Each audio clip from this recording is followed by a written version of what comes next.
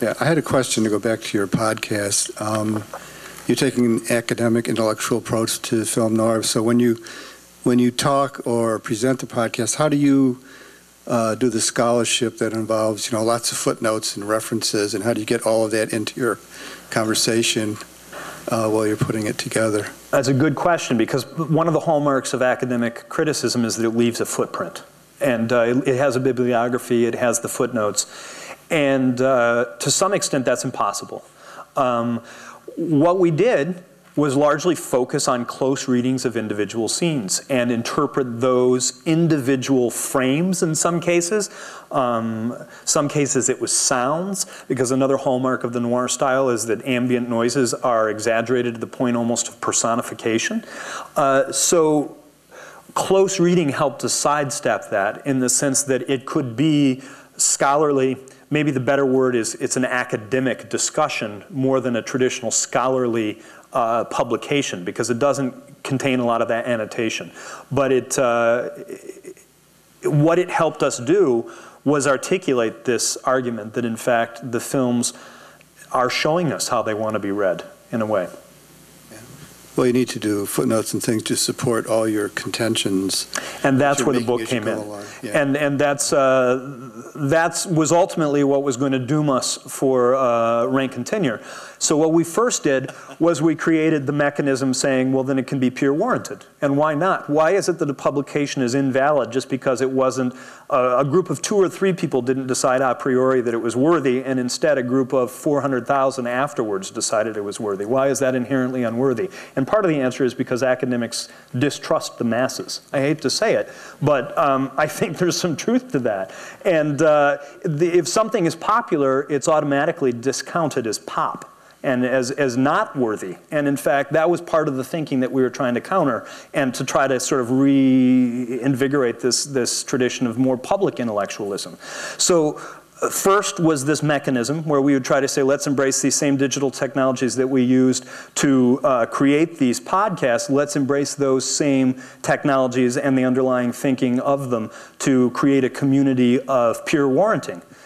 And then the other part was, okay, that's still not going to work. Fine, we're going to transcribe our podcast and throw them at you as a book and show that the thought was already worthy, and that it's going to take very little revision.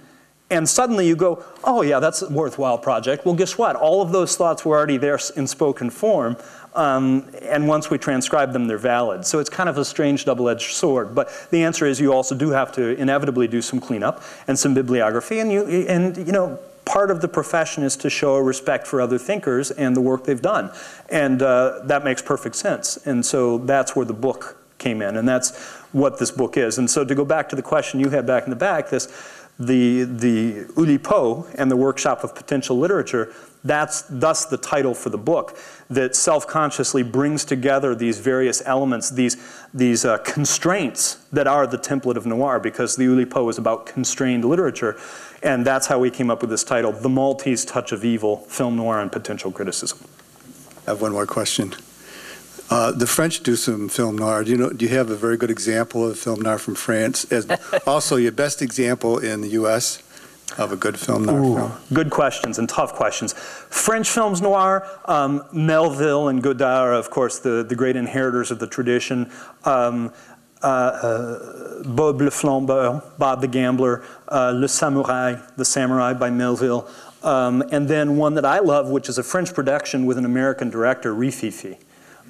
Great film, and that's the Jules Dassin picture, but with a largely French cast.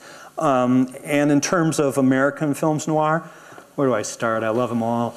I love The Asphalt Jungle for its ensemble cast. I love The Maltese Falcon for the way it established this narrative template that so many films followed. There's a reason that people often will say it's the first film noir. And for the insane tracking shots that only a rookie director would have ever tried. 6 minutes uninterrupted on a dolly. Come on, nobody does that. I guess it wasn't a dolly, it was actually a tracking shot. Well, yeah. And Out of the Past for the dialogue and the innuendo. Killers. And The Killers. The Killers, more than anything, for the visual style, but also the experiment in non-linear narrative that became so important. People will often credit Tarantino as being this sort of brilliant director who invented nonlinear narrative. And, you know, look at The Killers, if you want to see where that came from. And along those same lines for nonlinear narrative, The Killing by Kubrick. All great films. Those are all films I love. In terms of neo-noir, the more I watch it, the more I'm convinced that The Man Who Wasn't There is one of the most perfect films I've seen, and it's probably the least known of the Coen brothers' works. And I love that movie. The more I see it, the more I love it. All right, well, I think that's really all we have time for. Thank you. Thanks.